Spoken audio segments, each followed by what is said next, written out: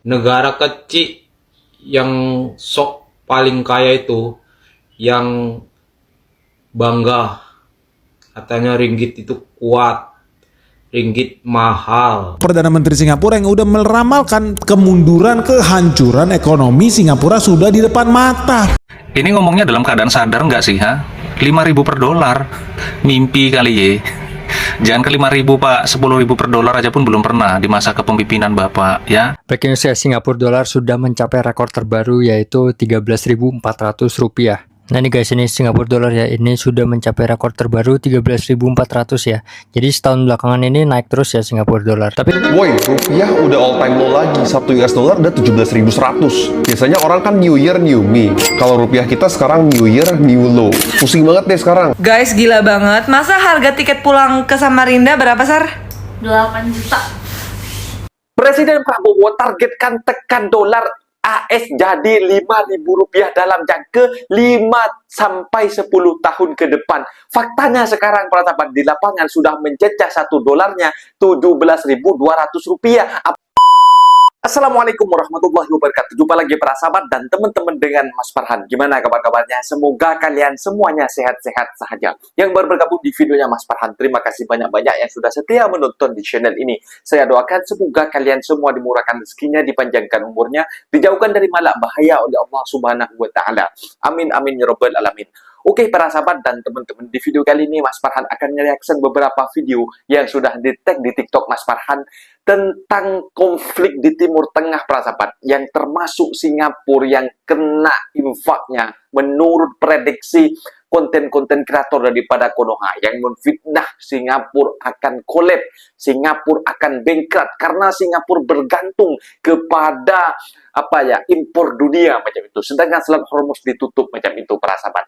Faktanya para sahabat, Singapura itu mereka itu bisa nyimbangin macam itu, meskipun mereka menaikkan harga minyak dekat sana, malah makin kuat para sahabat. Mata uang dekat sana menunjukkan ekonomi dekat Singapura itu betul-betul stabil, betul-betul kuat, kukuh macam itu pondasinya.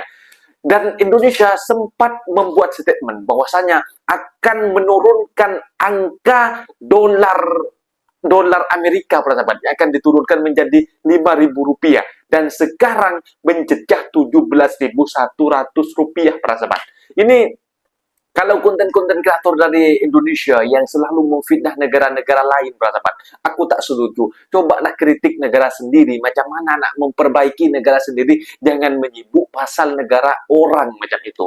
Indonesia ini, para sahabat, sebenarnya kalau tidak kuat daripada dulu para sahabat, dengan segi korupsinya yang merajalela macam itu, dan pejabat-pejabatnya tidak amanah, sudah dari dulu yang kolab para sahabat. Dan kalau Singapura dikatakan difitnah di itu, ini mereka tak sedar bahwasanya Singapura itu power seperti halnya dengan Malaysia macam itu. Mata uangnya juga menunjukkan kalau ekonomi masih stabil, pondasi ekonomi dalam negara dengan mata uangnya juga para sahabat. Dan para sahabat penasaran kan seperti apa videonya?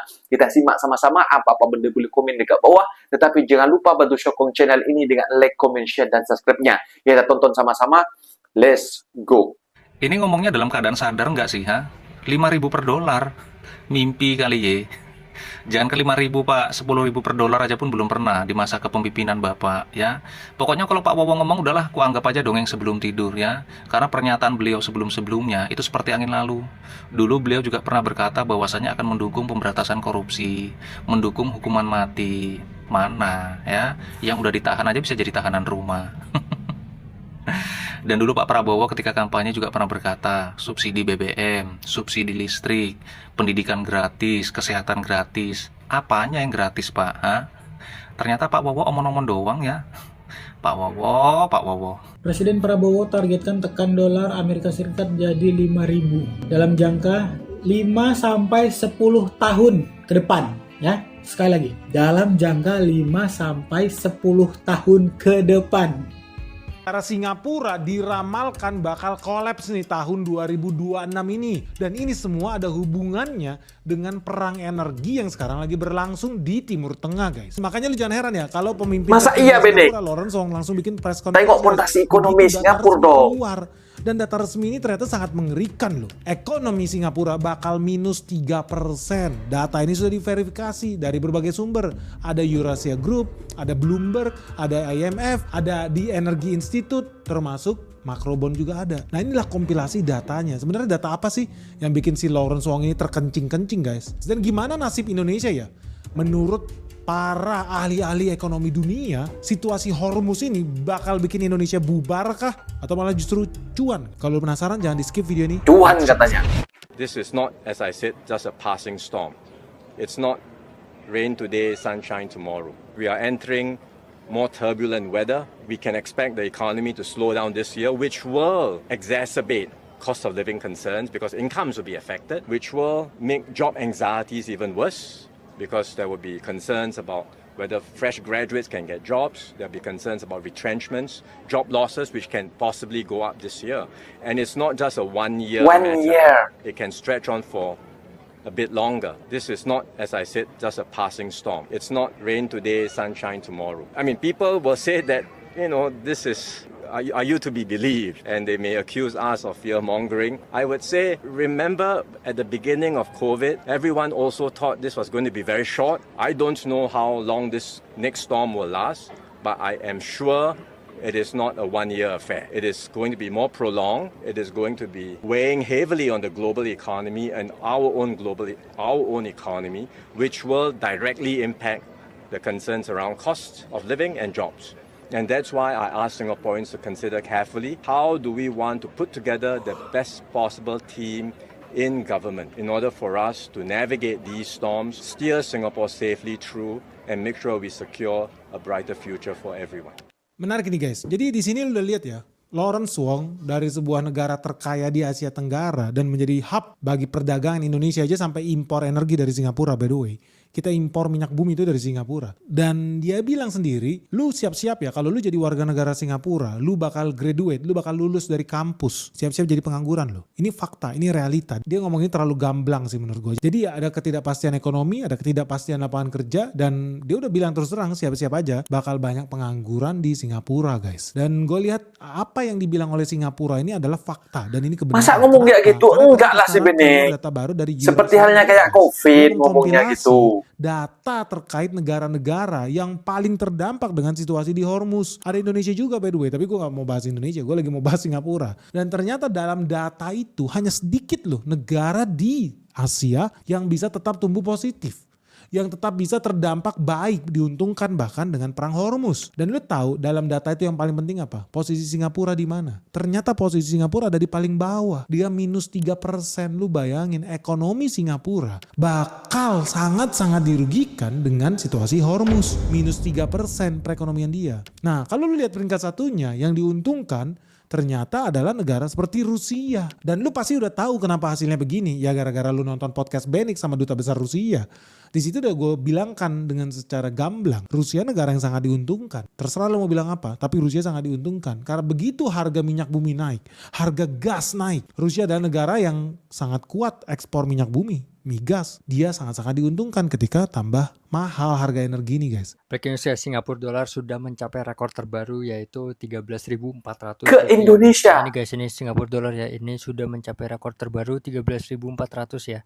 Jadi setahun belakangan ini naik terus ya Singapura dolar. Tapi guys, ini bukan semata-mata dolar Singapura menguat ya. Ini rupiah kita yang melemah guys. Karena apa? Karena Rupiah bukan yang Singapura dolar, US dollar sudah mencapai rekor terbaru. Terus yang terbaru yuan itu sudah mencapai rekor terbaru juga. Dan kalau kalian tahu satu tahun belakangan itu banyak yang mencapai rekor tertinggi juga, yaitu seperti baht Thailand, terus ringgit Malaysia itu juga mencapai rekor. Jadi setahun belakangan guys, rupiah kita tuh melemah konsisten ya. Mungkin banyak yang ukurnya itu hanya US dollar ke rupiah ya, tapi sebenarnya kalau kita arahkan ke mata uang lain seperti Singapura dollar, baht Thailand, dan Malaysia ringgit yang paling kenceng ya naiknya, itu benar-benar jomplang guys. Jadi walaupun kita tuh istilahnya agak lambat ya pelemahannya terhadap US dollar, tapi ke mata uang lain khususnya di Asia Tenggara itu kita tuh terlemah guys. Jadi di saat dolar US itu harusnya melemah, tapi rupiah kita juga ikut melemah gitu ya. Nah tapi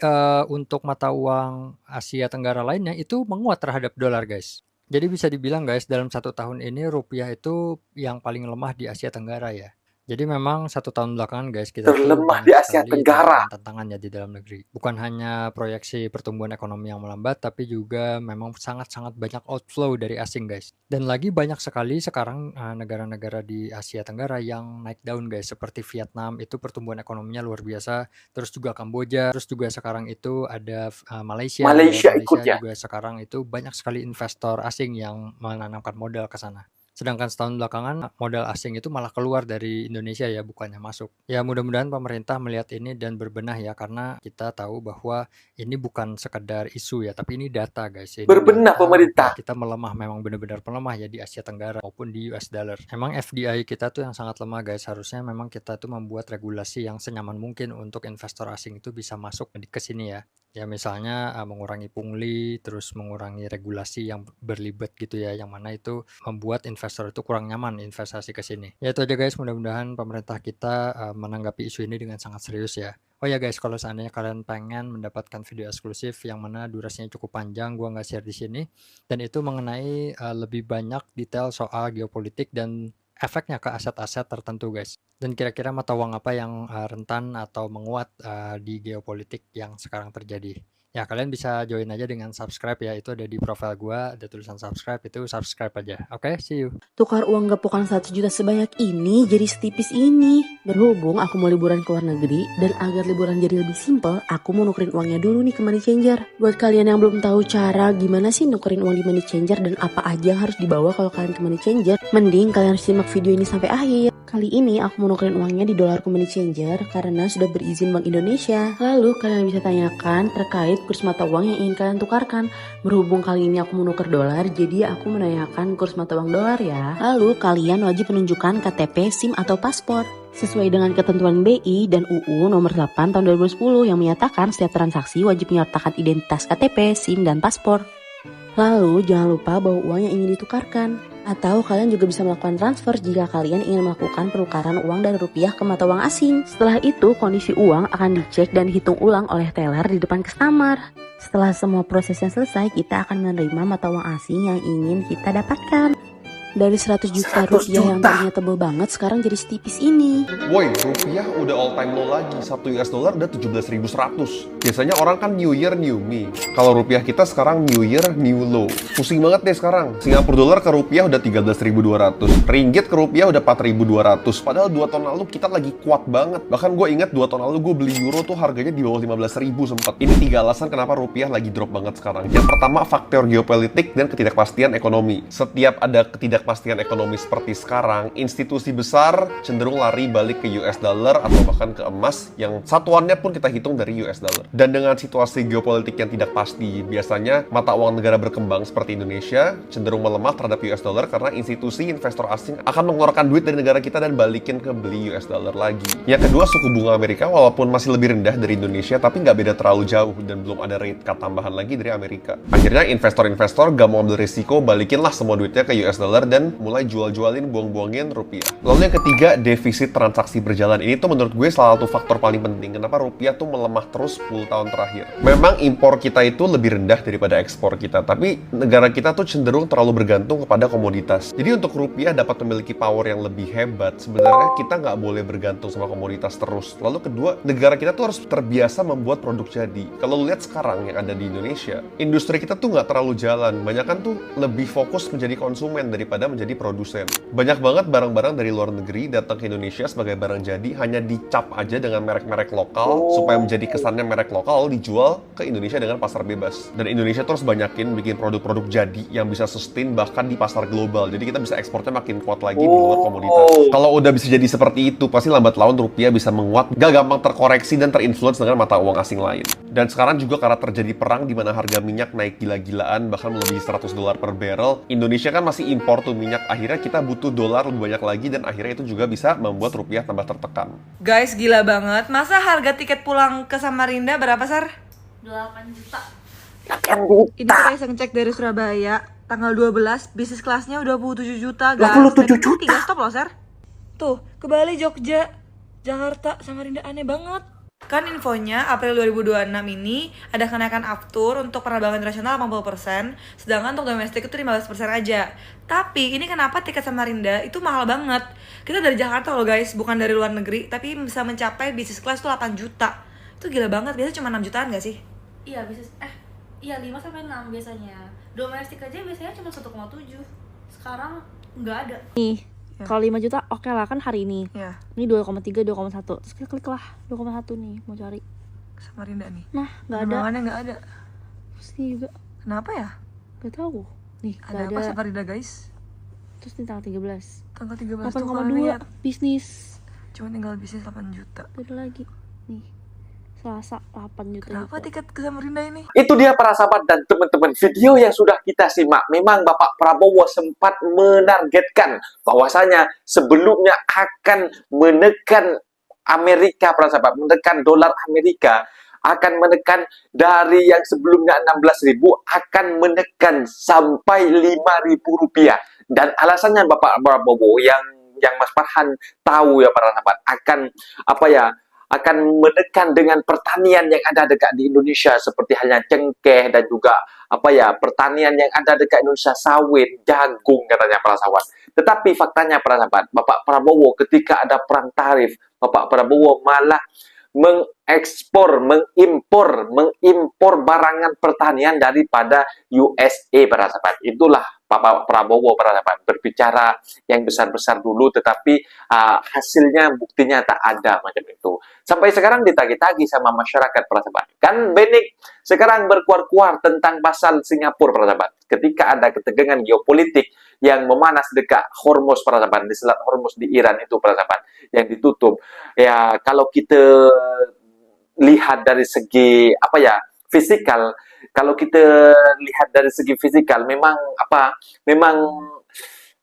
Singapura memang sangat tertekan macam itu. Tetapi Singapura itu ada pondasi yang sangat kuat para sahabat. Buktinya mata uang Singapura dolar Singapura para sahabat. Ini sampai sekarang ini malah meningkat, yang dulunya 10.000 dan sekarang 1 dolar Singapura sudah menjejak 13.400. Melainkan bukan mata uang mata uang dunia yang menaik gila-gilaan macam itu, tetapi mata uang kita rupiah yang semakin melemah macam itu para sahabat. Dan kalau mengatakan dunia Singapura, negara lainnya memburuk-burukkan negara Malaysia, Singapura, kalian bangunlah, mungkin kalian terlalu bermimpi macam itu, tidurnya terlalu miring macam itu para sahabat. Tapi kalian cobalah negara kita sendiri, bahwasanya tiket domestik dan juga tiket ekonomi yang harga aftur yang melejit yang ada dekat Indonesia para sahabat, ini membuatkan warga Indonesia yang nak balik kampung pun, di dalam Indonesia pun rasa luar negeri macam itu para sahabat. Katanya sudah ditanggung oleh kerajaan Indonesia, oleh pemerintah Indonesia. Tetapi masyarakat tetap mengeluhkan harga tiket yang sangat mahal. Mungkin videonya sampai di sini para sahabat dan teman-teman. Apabila ada kata benda yang silap, Mas Farhan minta maaf sebesar-besarnya. Mohon dibenarkan di kolom komentar. Wassalamualaikum warahmatullahi wabarakatuh.